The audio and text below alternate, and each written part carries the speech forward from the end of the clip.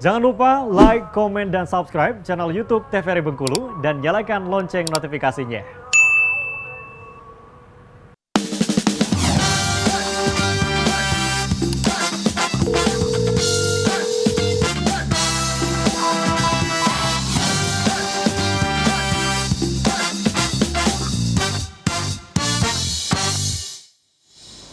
Oke, baik pemirsa, terima kasih Anda masih menyaksikan Dokter Kito bersama Kito Sehat.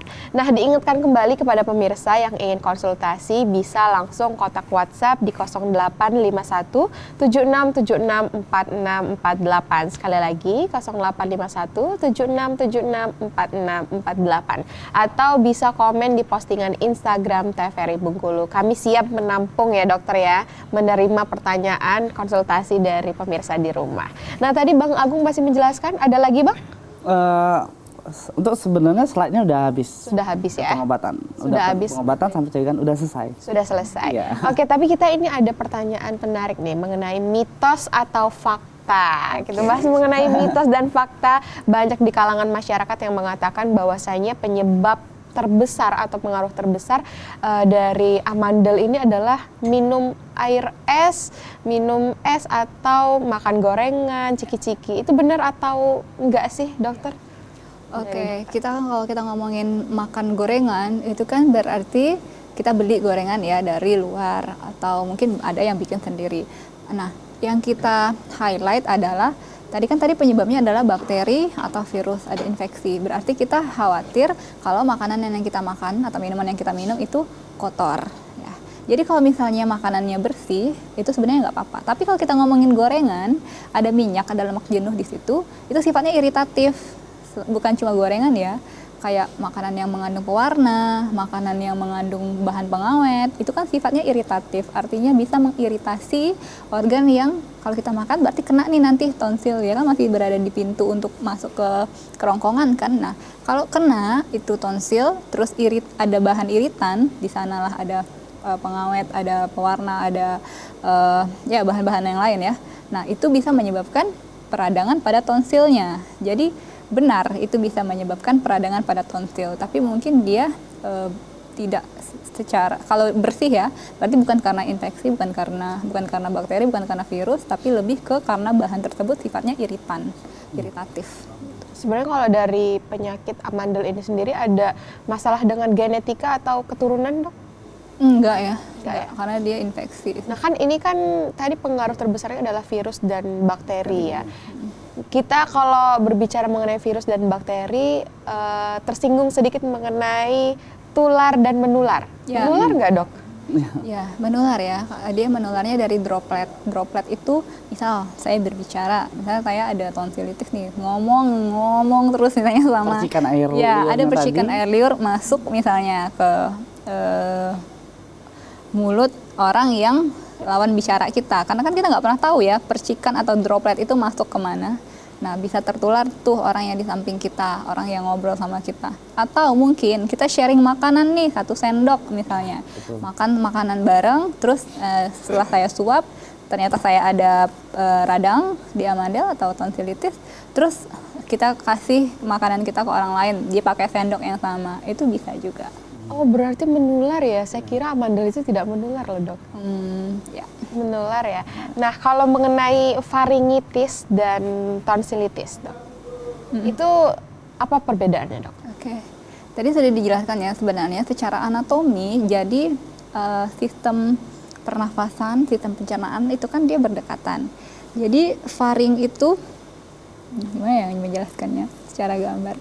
Mulut nanti kan di rongga mulut kalau kita disuruh ngomong A, nanti kan ada kayak bentuk bulatan kan. Nah, faring itu nanti ada bagian dari faring namanya cincin Waldeyer. Cincin Waldeyer itulah di sekitar, di lingkaran cincin Waldeyer itulah ada tonsil. Makanya kadang selain tonsil bengkak, faringnya juga bengkak. Nah, nanti diagnosisnya berubah lagi jadi tonsilofaringitis. Jadi peradangan pada tonsil yang juga ada peradangan pada faring. Memang organnya itu satu kesatuan, nanti turun ke laring, ke bawah, turun di bawahnya ada laring, terus baru nanti berpisah ke saluran pernafasan dan saluran pencernaan. Keluarga lah ya, Dok ya? Ya, masih dalam satu ya berdekatan lah. Iya, masih berdekatan.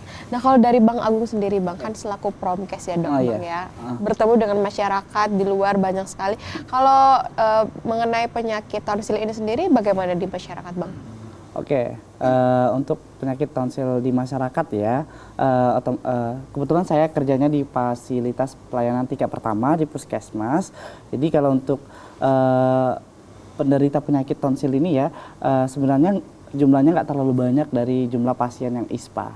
Misalnya salah satunya jumlah penyakit yang ISPA ya, ISPA atau diabetes atau penyakit hipertensi gitu kan. Tapi untuk jumlah pasien yang berkunjung ke puskesmas yang penderita tonsil ini dengan ada gejala ya, walaupun kondisinya walaupun belum berat ataupun akut gitu ya, tapi pasti ada. Untuk yang kami ke masyarakat biasanya kita kalau kegiatan ini, kalau kami puskesmas ini sering ke sekolah ataupun ke kelurahan. Ya kebetulan memang kita di Bengkulu ini nggak ada desa ya, jadi ke kelurahan. Jadi untuk yang memberikan edukasi tonsilitis ini pernah. Jadi paling kita memberikan edukasi ini ke anak-anak yang paling tepat sasarannya. Karena anak-anak ini kan paling rentan gitu ya kan untuk terkena penyakit amandel ini atau tonsilitis ini. Mereka kan salah satunya dari pola makan yang tidak sehat tadi.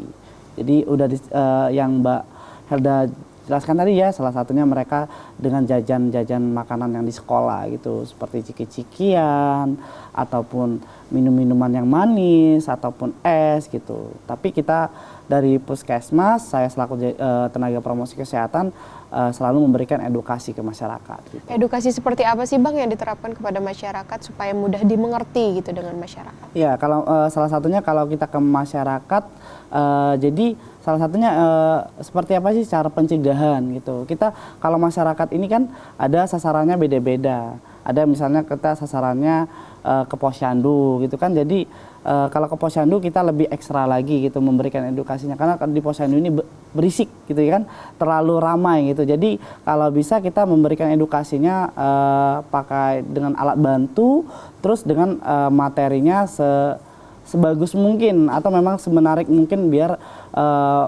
masyarakatnya mengerti. Kita bisa juga pakai alat bantu atau media. Misalnya kita tampilan seperti ini atau pakai infokus atau media leaflet atau pamflet. Jadi mereka kita kasih media leaflet atau pamflet, mereka sudah mendengarkan edukasi dari saya misalnya kan atau teman yang lain, tim yang lain, mereka juga sambil membaca leaflet atau pamflet tadi yang mengenai penyakit tonsilitis gitu. Supaya menarik gitu ya. Iya, jadi menarik, ada inovasi lah gitu biar mereka oh iya ada gambarnya gitu secara langsung. Kalau dari Bang Agung sendiri sebenarnya penyakit dari tonsil ini bisa sembuh sendiri nggak, Bang? Kalau penyakit tonsilitis ini kalau memang udah kondisinya, ini tergantung kondisinya tadi ya dok ya. Misalnya kalau ada grade 1, grade 2, kalau memang udah kondisinya udah parah nggak bisa sembuh. Jadi memang harus dilakukan operasi kalau memang kondisinya udah parah. Tapi kalau memang kondisinya udah masih grade 1, tapi nggak bisa sembuh sendiri, akan tetapi bisa kambuh lagi. Sesuai dengan seseorang tersebut kalau memang nggak menjaga pola makan atau kebersihan dirinya gitu. Oke, kalau dari dokter Putri, dokter kalau setelah kita pembedahan itu ada kemungkinan tonsilnya timbul lagi atau tidak sih? Oke, kalau pembedahan artinya kan organnya sudah dibuang ya, tonsilnya sudah dibuang. Ya sudah, berarti tonsilnya sudah dibuang, berarti tonsilitisnya ya nggak akan ada lagi. Cuma kan tadi dia masih ada faring di sekitar situ, masih ada laring di bawahnya. Nah, kalau kita makanannya tetap nggak benar atau pola hidup kita tetap maksudnya itu tidak menjaga pola makan atau pola kebersihan yang bagus, tetap ada kemungkinan terjadinya infeksi saluran pernafasan. Yang lain ya berarti bukan tonsilitis lagi. Oke, berarti himbauan juga untuk pemirsa jangan menganggap enteng ya, mentang-mentang sudah dibedah, menganggap sudah tidak ada lagi amandelnya, timbullah penyakit yang lain. Ya, bisa komplikasi. Bisa komplikasi. Oke, pemirsa, setelah ini kita akan membahas pertanyaan-pertanyaan dari netizen nih. Sudah banyak yang bertanya, tapi setelah jeda pariwara berikut ini ya. Nah, jangan kemana-mana pemirsa, tetap saksikan Dokter Kito bersama Kita Sehat.